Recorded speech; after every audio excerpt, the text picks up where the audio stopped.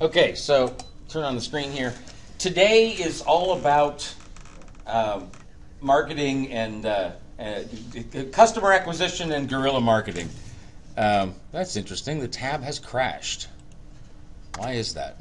It doesn't matter. The same thing that we went over in entrepreneurship. What's that? Aren't we going over the same thing we went over in entrepreneurship? Pretty much. You should just post this one with everything. I think I'm going to do that. So the problem is that this is like the second and a half time that I've done this today, and I'm getting tired of doing this same lecture. I want to go home. Deal. Well, I know, but I might do a little bit abbreviated version of the lecture rather than the whole thing, but I need to get this done. You guys, this is the class time. I got to just suck it up and work. I guess you have to.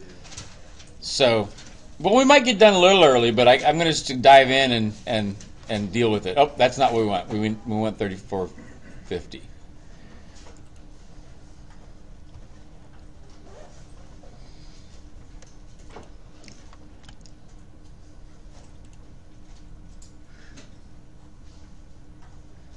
Okay, so customer acquisition and guerrilla marketing.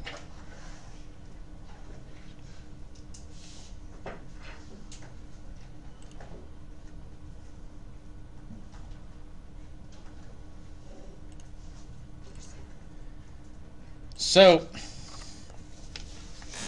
I didn't go over this image in this class as much as I did in entrepreneurship, I think, but I talked about this in my entrepreneurship class a little bit last week because it was a good example of how to use Photoshop and Pixlr to create an image.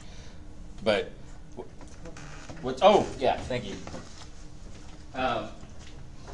But if we go back for a second to words instead of picture, everything in the lecture today is about the overall goal of getting new customers and bringing in revenue. You know, that's what it's all about at the end of the day. And there's a bunch of different activities you have to do in order to make that happen. A lot of them are hierarchical in nature, so you got to do the first one first, and the second one second, and the third one third. And others of them kind of fit together like a hub and a spoke. So there's one central activity, and then everything else kind of is related to the one central activity. And the major things that have to happen. The reason I'm so big on websites, so everybody in here is working on a website of one kind or another, except for the Condors team, because the Condors already have their own very well-developed website. But the Edible Garden, Potty Boss, Shout, and Freeze Prime, all building websites because we need a product or service to show people. If we don't have a website, we don't have anything to show. There's no discussion to have. Once we do that, the next step is to reach out to friendly contacts. So friends, family. I know a lot of business contacts that I can just send an email to or give a call to and say, hey, my students are working on this project. Would you please talk to them and give them some feedback on things? We're going to talk to friendly contacts at first. So that's the next step after getting the website all put together, is to reach out and ask people a bunch of questions of what they think of it. Once we've done that, we're going to summarize everything that those contacts have said into a certain kind of report format that I'm going to show you guys today. And then we're going to do some market sizing, which I will also show you today, of how to basically estimate how much revenue, how much of a market, how big is the potential for if everybody else who's like the contact you talk to, if they were to buy the product, how big would the market be? What would the revenues be? So we'll do some calculations like that I'll talk about later today. And part of what we're going to be asking customers when we're talking to these friends and associates is, what competitors do they use right now? You know, The edible garden doesn't exist yet. The condors exist, but I'm sure almost everybody has other leisure activities they are involved in besides the condors. Shout doesn't exist yet. Potty Boss is really just in the infancy stage. So everybody's doing, yes? We actually submitted our articles of incorporation yesterday. We'll get that back in about 2 weeks. Okay, so Shout almost exists for real. Almost. Mr. Overachiever. We want this open. I know. I want to see it open too. I'm happy. Let me keep going with the lecture though. I'm psyched. You're knocking the ball out of the park. So one of the questions we're asking those friends and associates is, who are you using right now for this? How are you taking your kids to the public restroom right now? Where are you getting fresh fruits and vegetables right now? You just buying it from Vaughn's like I do, or are you growing anything in your backyard? What's the competition? And for the Condors, what else do you do on the weekend if you don't go to a Condors game, or what else do you do on a Thursday night if there's a Thursday night game or a weeknight game? What do you do with your free time? So we're going to ask them that. Once we've determined that in the guerrilla marketing campaign, we're going to position our materials, our product that we're offering, our promotions to be differentiated from and competitive with those competitors. And then we're going to design and implement this campaign. It's got 4 major elements to it: word of mouth outreach, online outreach, offline outreach, and events. We'll go through each of those 4 in some degree of detail in this lecture.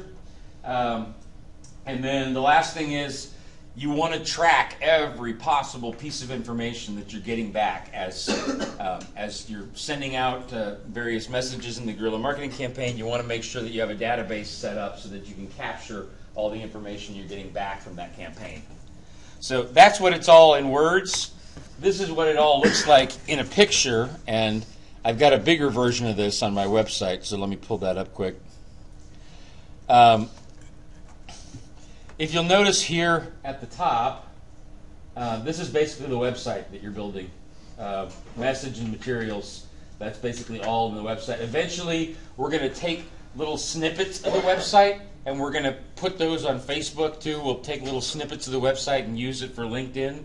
We'll take snippets of the website and use it for Twitter and various other social media platforms.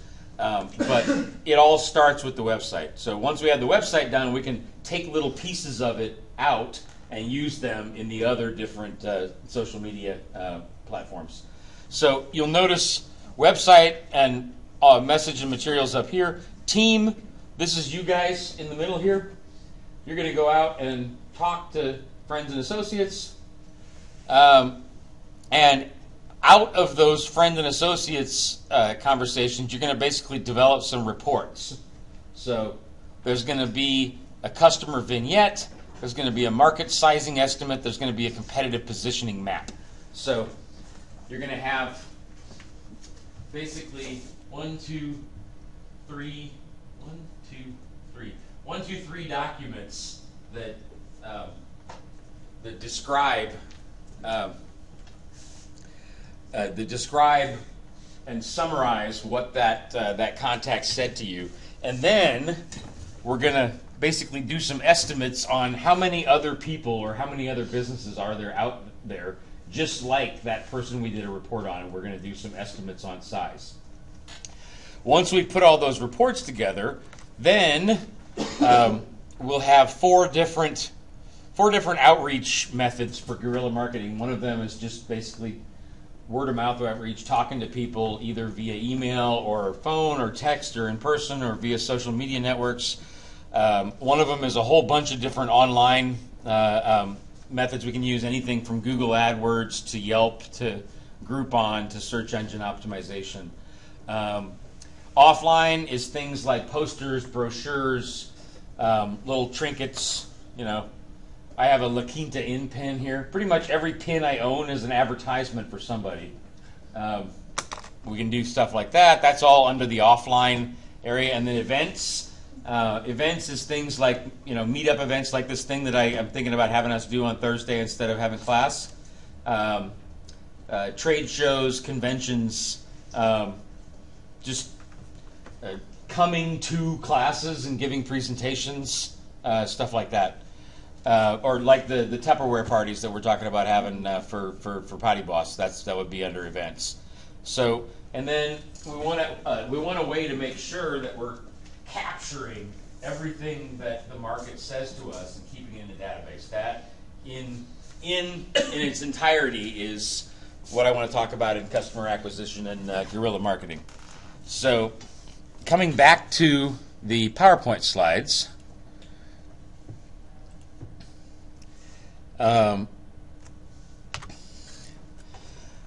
Identifying the product or service. We've talked about a lot of this just in talking about the website and why we want to make a website, but I'll say it again. You have to know what product or service you're offering, and especially when it comes to a guerrilla marketing campaign, you can't be all things at once, because we're talking about 30-second phone calls. We're talking about like little emails. Like the attention span that you have to work with is a minute at best. And with 1 minute of attention span, you can't tell them the entire history and future of your company. You can tell them about one offer, one specific thing. So it's not just about the website. It's about selecting what from the website, what from all the various products and services, what are we going to focus on first? And just focusing on that product or that service. You need to think a bit about what image you want to portray for it, what details people actually need to know about it versus things that are nice to have but not necessary to know. And features and benefits are only important if customers actually want them. But until we've had a chance to talk to people, the best we can do is make a list of the important features and benefits that we have to offer, and then present those to people and ask them what they like the best. So this is why it's so important to have a website and social media pages in order to have something to show people. The initial outreach to friends and associates, there's a couple different ways to do it.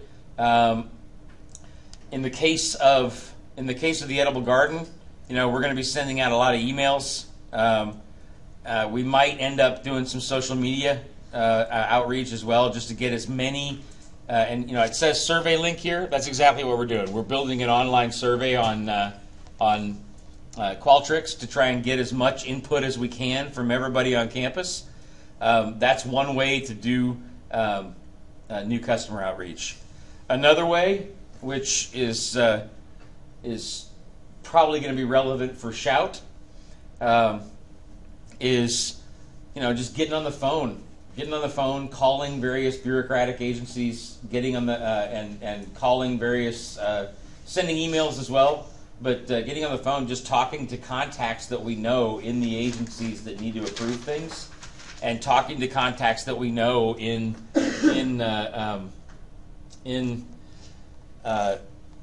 social service organizations that might end up being partners or donors in the future.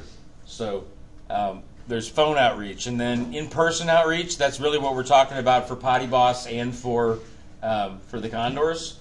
Just getting out there, telling people about, hey, this is the toilet seat. This is how it works. It's really cool. Don't you want one?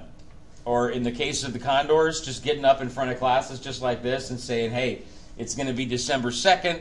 We got like 5 different giveaways we're doing, $17 for a ticket. Like, if you want to sit in the suite with your own chair and a table, it's $35. And like, we're going to have a broom ball game on center ice, and there's going to be 200 people there, and it's going to be a blast. Don't you want to come? Sometimes the best thing to do is to present it in person. So that's what we're going to be doing next once we get the web materials finalized in the next week or so here. And then just capturing as much information as possible.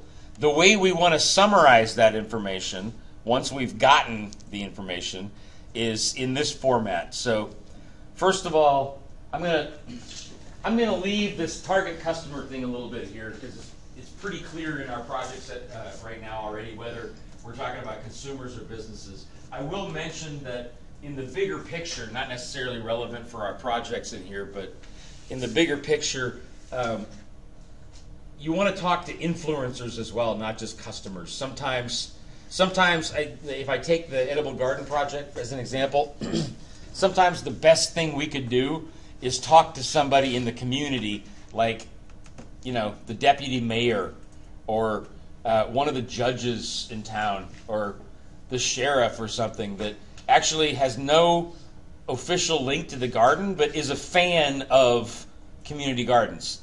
And they have the opportunity to say, hey, Cal State's making a garden. I heard about it. I think this is the coolest thing in the world.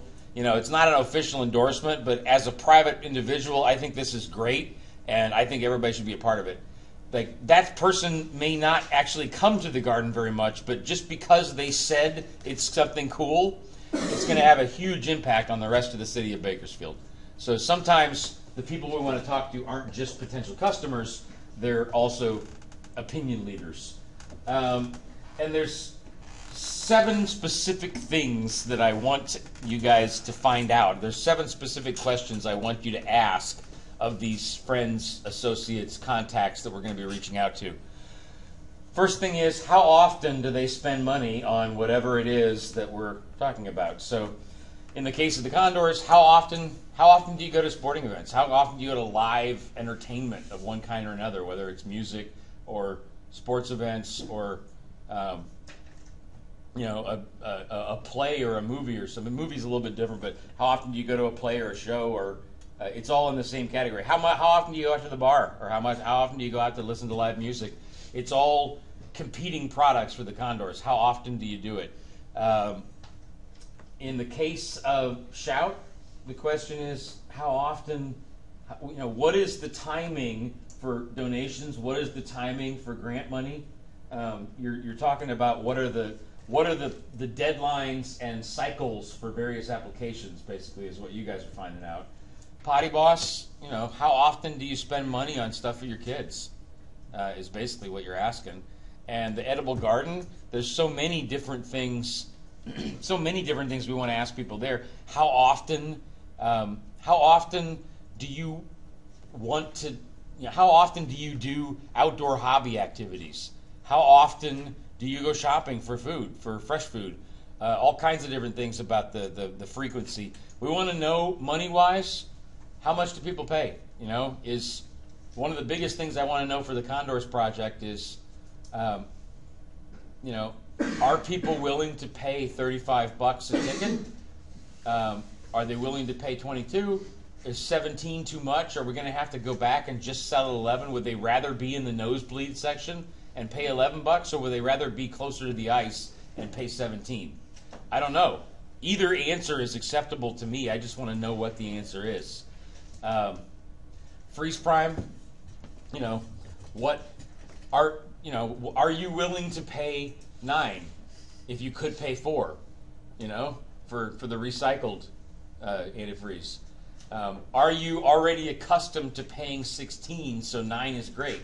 These are the questions I want an answer to. Very important, what advertising media do people use? So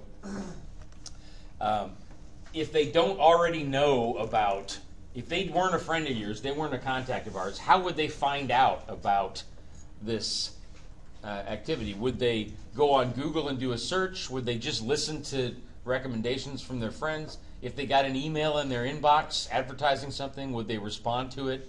Like, we're going to build our guerrilla marketing campaign around what the contacts tell us is are the media that they use. So, you could spend a whole bunch of money on TV advertising only to find out that nobody in your target market actually pays attention to the TV when it comes to community gardens. Waste of money and time. We want to know where they get information about fresh fruits and vegetables, where they get information about outdoor activities, and we want to advertise in those channels to reach out to people. We want to know what competitors they're using right now. So I mentioned that a little bit before. What would you be doing on a Saturday night if you don't go to a Condors game? Or what would you be doing on a Friday night if you don't go to a Condors game? What are these government agencies spending their time on if it's not your organization?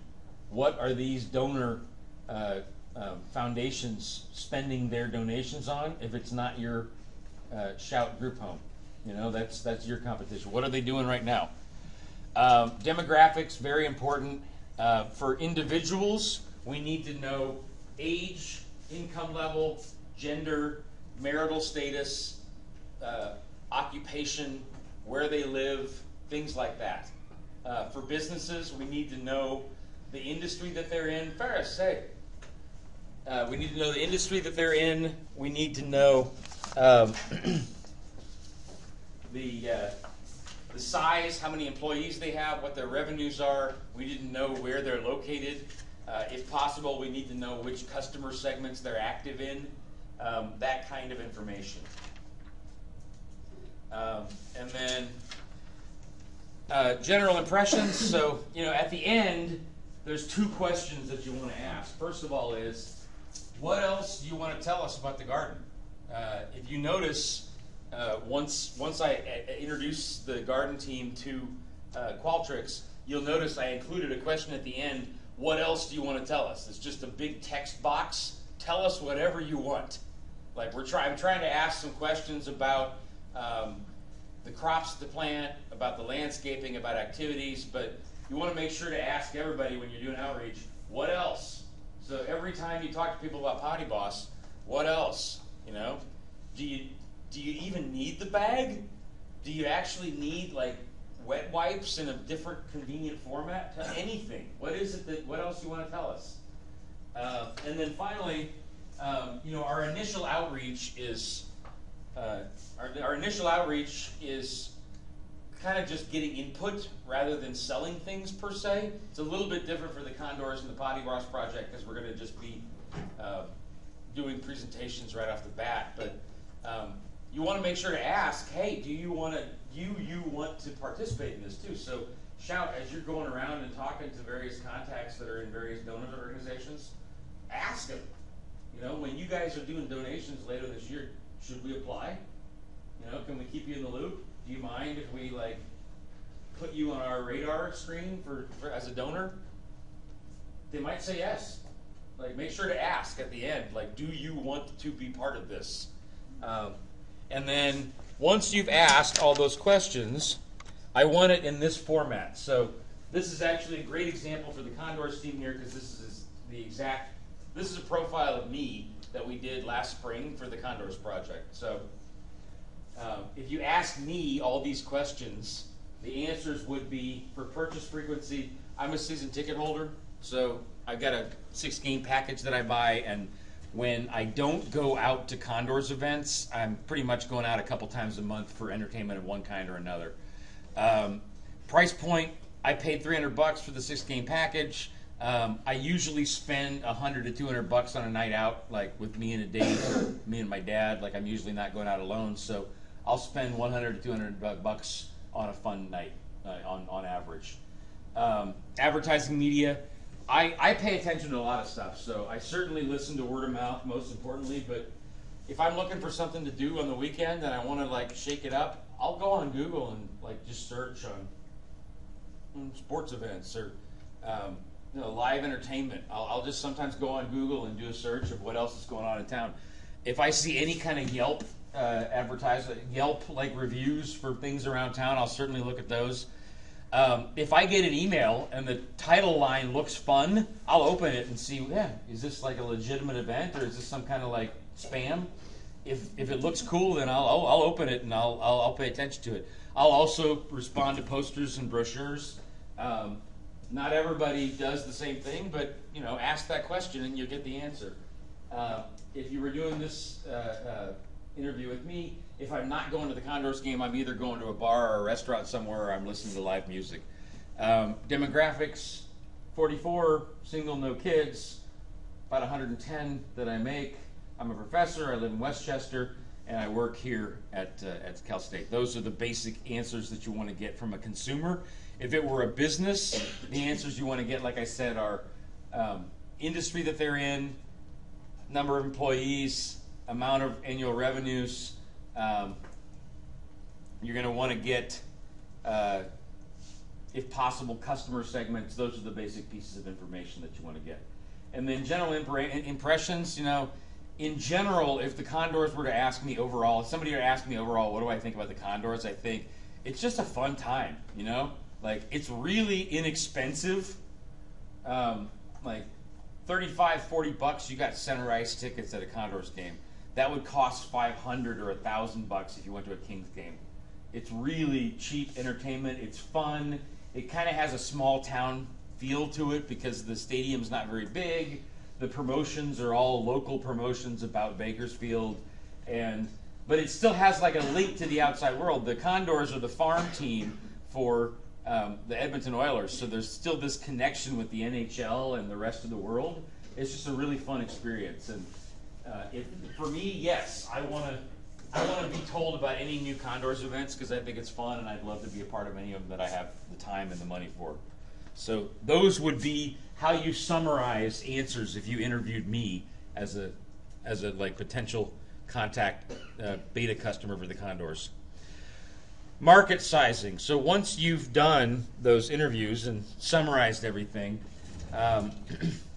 you want to go out and gather some information about how many other customers are there, potential customers are there out there just like this. So geographic scope and target customer demographics, like we just talked about, that's basically covered in this demographics question. So you're going to take those demographic pieces of information, and you're going to combine them with some assumptions that we'll talk about here in a second to put together a little chart which documents some basic calculations going from what you know about the customer to a dollar amount of this is the potential revenue that we could make. So there's three kinds of assumptions that are important in market sizing. One of them is assumptions based on hard data. One of them is assumptions based on anecdotal evidence. And one of them is assumptions based on educated guesses. So they're just arbitrary assumptions. And I want you to make at least one kind of each in your market sizing. So hard data, first of all, we're going to use two major sources for this. They're both from the U.S. Census Bureau. For consumer information, we're going to use a database called American Fact Finder. And for business information, we're going to use the American, I think it's the Community Business Patterns database. But anyway, the point about hard data is you're never going to get exactly what you want. There is no report out there that says how many Jeremys are there in Kern County. It doesn't exist. 82. Huh? I said 82. I'd love to see that report, but there's no report of exactly how many people just like me are there out there. We can get information on how many people are there in Kern County in their 40s. We can get information on how many people are making six figures or more. We can get information on how many people are single. We can get information on how many people work in education. It's harder to get information about how many professors there are. There's some assumptions we're going to have to make there, but basically, you take what you can get. You take what you can get demographically from the Census Bureau, and then you make some assumptions to make it more realistic in your predictions. So, like I said, here, if you just pull up when you get to the point in your projects where you need to do market sizing on the interviews that you've done with the sample customers, if you just pull up this PowerPoint presentation again from Blackboard, the links are right in here for American Fact Finder and for the County Business Patterns database. So I'm going to go through each of these in a little bit of detail to show you how to navigate them. And basically, we're going to create a chart that looks like this. Okay? And I think since it's 7:45 right now, I'm going to go through how to navigate these databases, how to put those charts together. That should bring us to just about 8 o'clock. And then rather than trying to dive in on the whole guerrilla marketing thing, I'm going to call it a night, if that's okay with you guys. And guerrilla marketing, if we go to, I will email the class and tell you about whether we go to that networking event on Thursday or whether we have class. I'll email you all to let you know. If we go to the networking event, then next Tuesday, I'll just pick up where I left off and talk about guerrilla marketing. If we're here, then I'll talk about guerrilla marketing on Thursday. But each week, there's sometimes more, sometimes less material that I have to go over. So we've got some slack next week that I can use to go over guerrilla marketing. Is anybody going to be upset if I don't try and cram that in the 15 minutes at the end of class? I didn't think so. Okay, cool. So, American Fact Finder. Great database. Just click here. It'll open up. This is what it looks like. It all starts with a geographic location. So, this could be a county. It could be a city. It could be a state. It could be a country. It could be a continent. Those are the options that you have. So, I'm just going to put in as an example here Kern County. So we got Kern County, California there, and click Go. And you'll notice on the left-hand side we've got age, business and industry, education, governments, housing, and da-da-da-da. These are all the different types of information that you can get about the population of Kern County, California. So in the demographics we were talking about for me before, we're talking about me being 44 years old, single without kids, $100,000 salary, and I'm a professor. That's the information we're trying to find here in this database. So first of all, if we click on age, you'll see a bunch of different links here. I have to tell you that the Census Bureau thinks by their own logic, which sometimes only makes sense to the Census Bureau. So why there is one report that says age and sex, and another report that says age groups and sex, and a third report that says single years of age and sex, and another one that says compare cities and towns for age group and sex, I have no idea why there are 4 different reports. Sometimes you just have to click on each one until you find the data that you're looking for, and the title doesn't necessarily help. I know from past experience that age and sex is going to have the information that I want for this example, so I'm going to click there, and you'll see this shows you in 5-year increments the percentage of the population in Kern County that is each of those age ranges. So you'll see up here at the top the total population, male and female, is 857,000. So if we want just people that are in their 40s, 6.2% are 40 to 44, 6.2% are 45 to 49. So, the total population of people in their 40s in Kern County is about 12.4% of the total population. 12.4% times 857,000 is more or less 100,000 people. So, if you in your market sizing, you're going to start with 857,000. Multiply that by 12.6%, which yields about 100,000 people.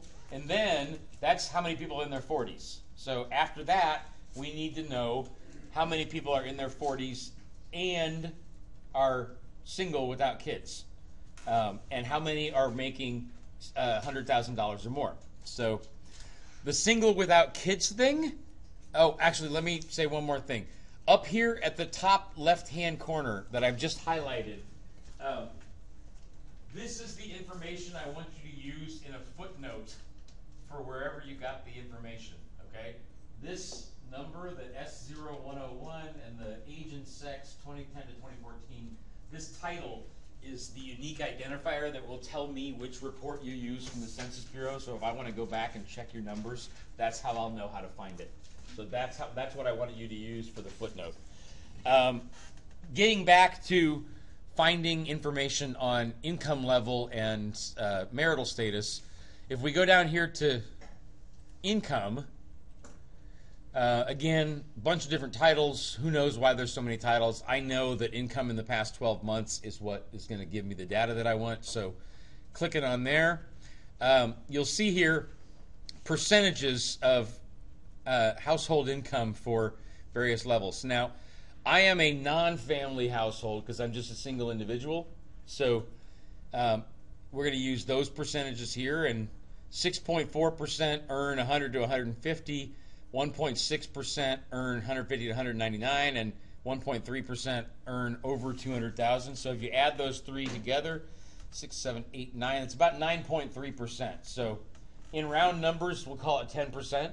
So 10% of those 100,000 40-year-olds are 40-year-olds earning $100,000 or more. So there's about 10,000 40-year-olds in Kern County earning $10,000 or more. Ballpark. So that brings us a little closer to the number. We're trying to get to a number for the Condors of how much money could they make off of people like me. Okay?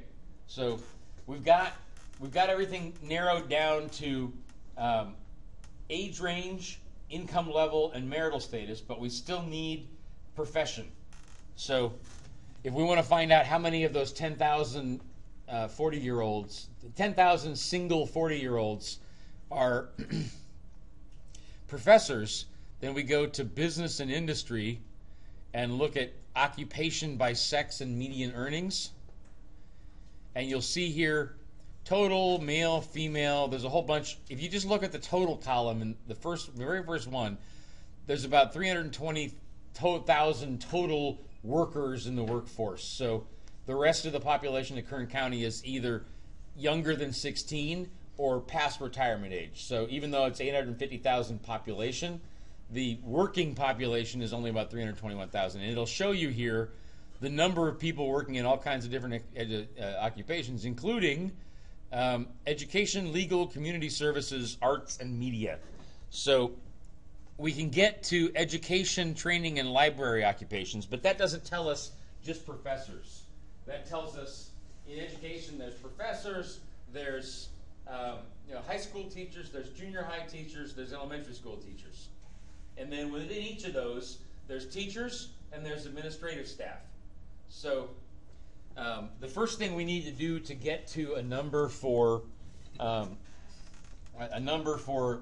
professors is to take this 17,000 number and divide it by 321,000, which, if you do that, is more or less 5%.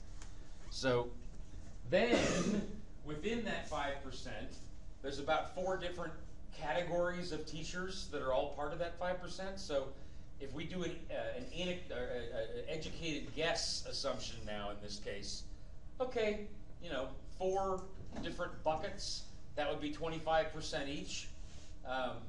And, okay, so there's 5%, 4 buckets. So, 4 is almost 5. Let's just say that 1% of those people are probably in university teaching settings. And then some of those are administrative staff and some of them are teachers. So if we just say administrative professors, there's 2 options. They're both 50%. About 0.5% of the population of Bakersfield, or of Kern County, are professors in the college setting. Okay, so if we take that 10,000 and multiply it by 1%, we get, or 0.5%, we get 100,000, 10% of that is 10,000. Oh wait, we already had 10,000. 10,000, 10% is 1,000, 1% is 100, and then 50. So there are about 50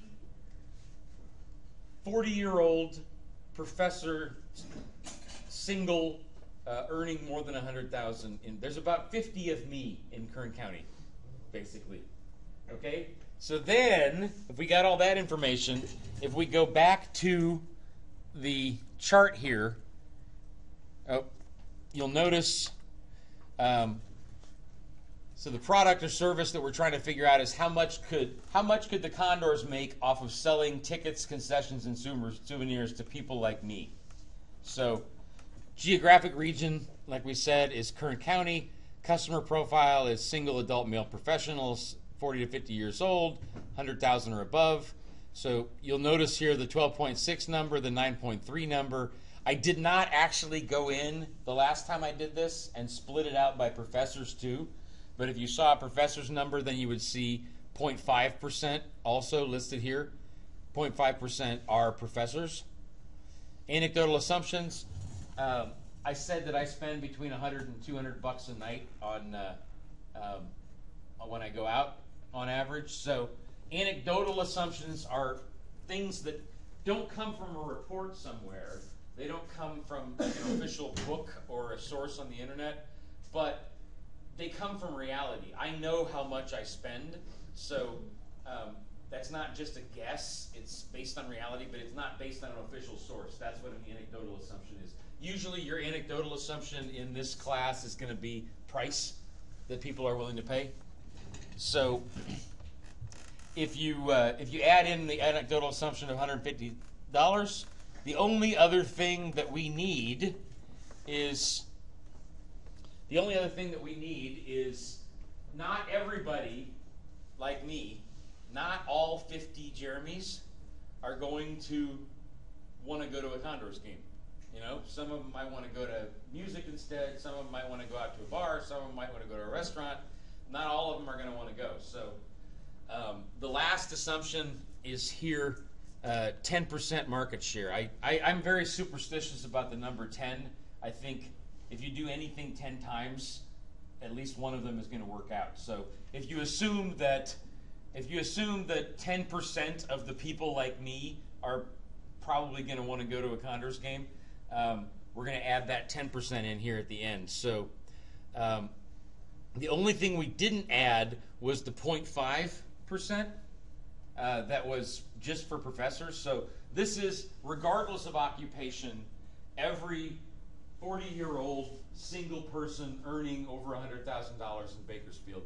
If the Condors got 10% of all the 40-something $100,000 above single earners in Kern County, they could make about $77,000 per game if you multiply it out. So that is where I want you to get to in your prediction of revenues. But it all starts with that interview that you did with the customers. And once you've got the information from the interview, then you do calculations like this, and you can come up with some pretty reasonable numbers on what you think your revenues could be, which then help you to go out and talk to investors and talk to potential banks and grant sources, and it all becomes more real once you're able to put some numbers with it. So that's how you do a consumer market sizing. The last thing I want to go over tonight is how to do a business market sizing. So you'll notice here, this looks a little bit different. As an example, I looked at what if the Condors wanted to try and get clothing accessory stores in Kern County to advertise in their program. You know, so there's the program with all the players and the story of the coach and the story of the team, and every other page there's an advertisement, half page here, full page here, quarter page here, advertising businesses in the Bakersfield community or the Kern County community. So what if the Condors wanted to try to get clothing accessory stores to advertise in their program? So for that, we need to go to a different database. Well, first we need to go to a website called NAICS.com. That stands for North American Industrial Classification System. It basically is a system that has 6-digit codes for every kind of company that there is. So if we just go to find your NAICS code and type into the keyword search clothing accessories, enter. Clothing accessory stores, 448150. So if you notice here, clothing accessory stores, NAICS code 448150. So that's what I put in this part of the report. And then if we go back to that database again, if we go to, now we don't want to go to the NAICS, we want to go to this database in the middle, census.census.gov, this whole address here. You're going to want to open that up. That'll take you to a page that looks like this. And since we are in the state of California, we're going to start by choosing California. And then, since we just want Kern County, go in here and select Kern County, and then go. And this will show us the number of types of different companies in Kern County in each of these categories. So you'll notice here 112122. It starts, NAICS codes start with 2 digits, and then as you add more digits, it gets more specific. Okay? So 44, which is what ours starts with, is everything that's retail. Retail is 44XXXX, depending on what are the other 4 numbers. So all retail companies, there are about 1,929 total retail establishments somewhere in Kern County. But we don't want all retail. We just want clothing accessory stores. So if you click on detail here to the left-hand side, that'll open things up and you can see each of the individual codes. So if we scroll down, 448, I think it was 448150. Yep, 448150, clothing accessory stores. Look over here to the right. According to the Census Bureau, there are 10 clothing accessory stores in Kern County. Now, we're not talking about women's clothing or children's clothing or department stores or shoe stores. We're just talking about clothing accessories. So the Census Bureau is not always 100% accurate. Maybe there's 15 or 20, maybe there's 5, but it's a ballpark number and it's somewhat realistic. So if we go back now to the example again, the last time I did this, when I prepared this slide about 2 years ago, there were 7 clothing accessory stores listed in the Census Bureau in 2010, not 10. So if we did this again now, that number there that says 7, that would be 10. I know from talking to the Condors that half-page advertisement in their program is about $500. So if we assume 50% of the market share, because there's only 10 companies, so you can reach out and talk to each one of them. Maybe you'll get lucky and not just have 10% work out, but have every single one. If 50% works out, then you just multiply that 10, or in this case 7, times $500 times 50%, and it's about $1,750 in potential revenue that the Condors could make just off of selling half-page advertisements in their program to clothing accessory stores in Kern County. So that's the level of detail that I want you to be able to get to in calculating the size of your market, and it all starts by reaching out to contacts, family, friends, associates that you're connected to through me or someone else on LinkedIn, and asking questions.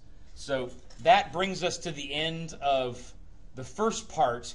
Rather than going into the whole guerrilla marketing campaign, because there's another, that's only half the presentation that I just did. Let's either put that off until Tuesday or until Thursday or until next week, and I'm going to call it a day. Yes, Alyssa. When we're talking to them, are we writing this down in front of them, or just like talking and then later writing it down? Do you know what I mean? Like either way, I tend to write things down while I'm talking, because otherwise I forget them by the time I'm done. And most people don't mind. That's not rude, right? Okay. No, it's not rude. Just tell them, hey, do you mind if I take notes? Okay, cool. Yeah, it's fine. Okay, so if you are not the Edible Garden team, you're free to go. Try and do it quietly. Edible Garden, I just want to show you guys real quick, about 2 minutes here, how to go into Qualtrics and add questions to this survey, okay? Huh? Good, because I was racking my brain on what to put in there, and it was about 10 o'clock last night. Add them all.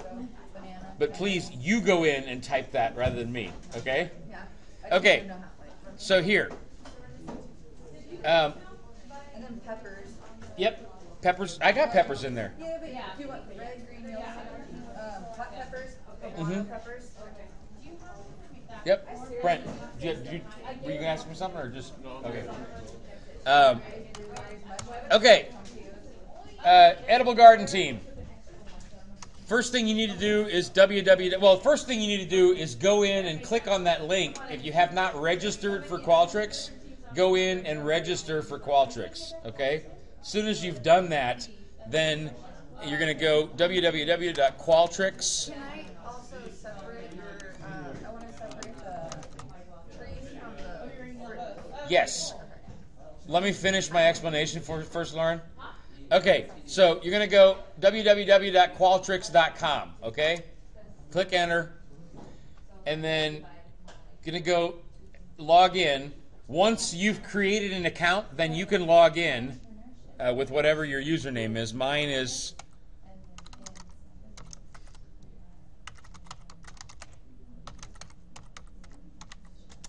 this, but you'll go in and type whatever your username is, and as soon as you have joined Qualtrics, I'm going to add you as a collaborator on this survey. So when you open up your account, you won't see all of these things, but you will see one item that says Edible Garden Charrette. Okay?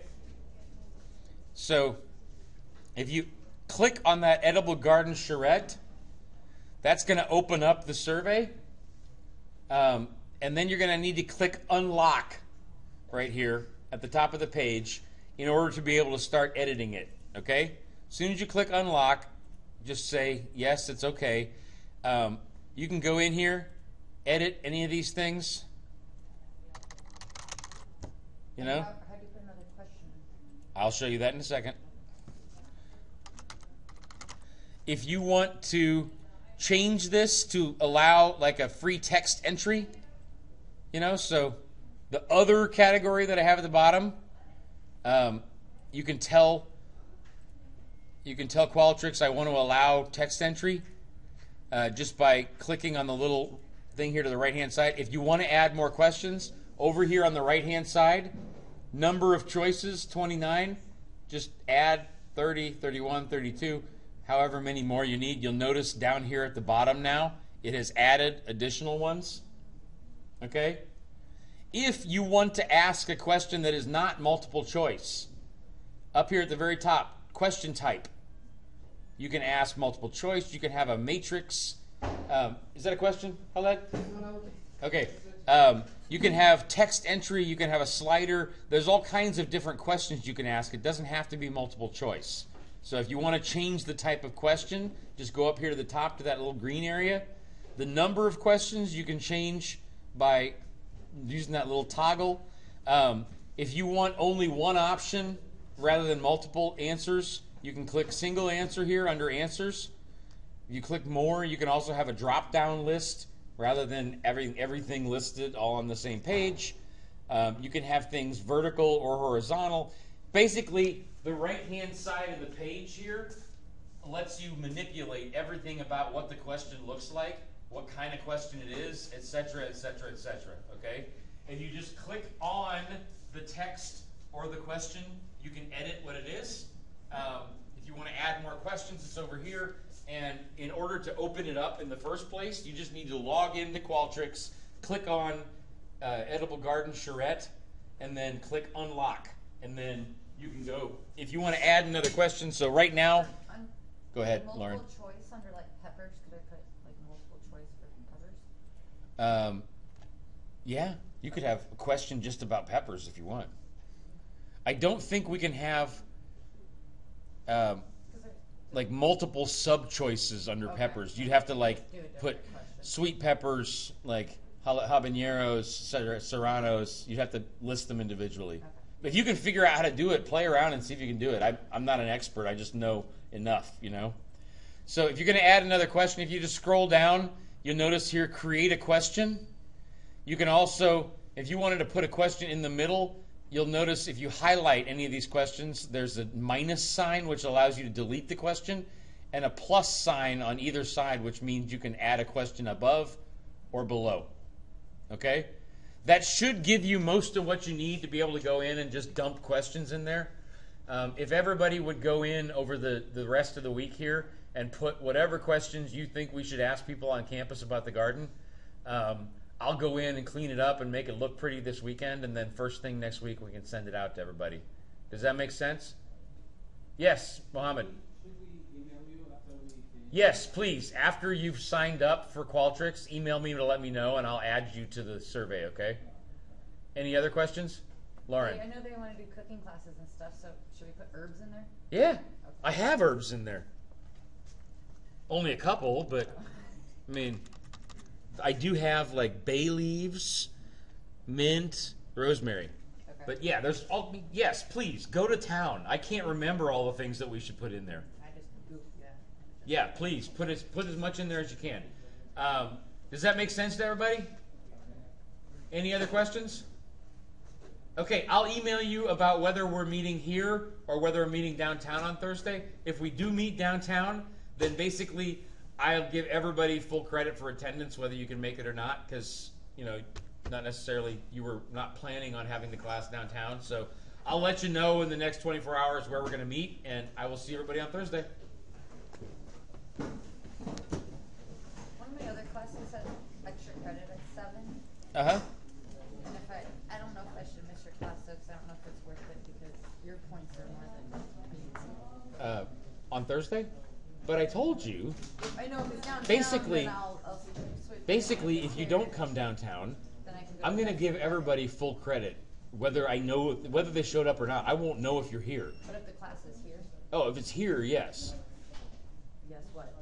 I can go to that class, but I don't want to miss your points for your attendance, sir. Oh, Okay. don't worry about it. All right. Like, that's why I do attendance this way. Like, Just wanted to make when we sure. get to November, if your grade is too low, I'll give you something extra credit to do. You can make up the attendance points you missed. It's fine.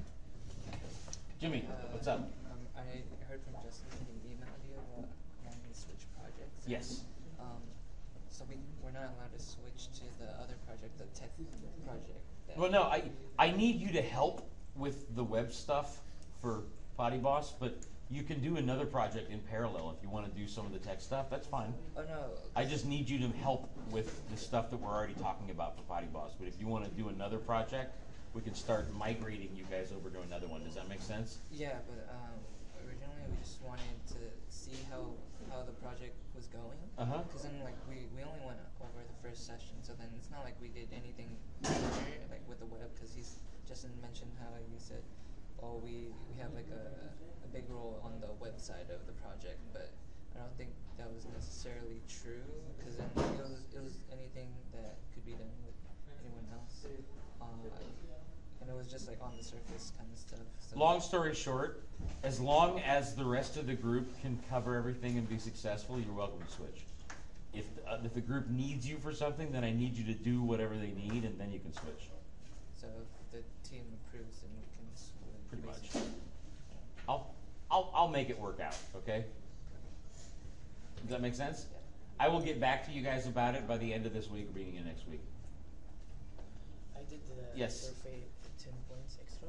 Uh-huh. Next week we did. I haven't recorded it yet, but if you did it, I'm Yeah, sure. yesterday because I noticed that you resent another email that we have to do it again. Oh, did you go all the way to the end and put your number in? Yeah. Yeah, then you're fine. All right, thanks. You're fine. No problem. Have a good day. Ferris, what's up? Hi, how are you? I'm good. I have a question about Uh-huh. the double cancellation. I went to the advisor and I asked her I wanted to take like small business and Uh-huh. and she said like if you take the small business from here and here, you have to take like you have to take like different from the elective, not the same. I told her like I want to take like small business from the elective here, Uh-huh. and it's gonna be count for the small business and the requirement. Yeah, that I talked to them. You can't Can't- use can't- the same one for two different concentrations. You have to pick. Ah. Either you could. Which is the other one here? Like human resource, it's a This is the HR. Yeah, basically you have to pick. You can either do a human resource or a small business management. But you can't have both. I was hoping that we could do that, but they won't let me. I asked. I can't have to do like You can, but you have to But do different- two. You have to do 10 like 10 instead of 5. yeah, that's why I like to ask him. Yeah. I will try like to do it. I'm gonna talk with my my boss some more, but I don't think you're gonna have to. If you don't do 10, then you probably have to do 9 or 8. You know, you can't just do 5 and have them count for both. You have to do more in order to have 2. Yes. And I sent a message about the independent study for the another classes. Uh-huh. Instead of That might be a possibility. I'm talking with my boss about that later this week. Maybe tomorrow. okay. I should be able to tell you later this week or next week. That's Okay? perfect. Thank you Cool. so much. No problem. See you later.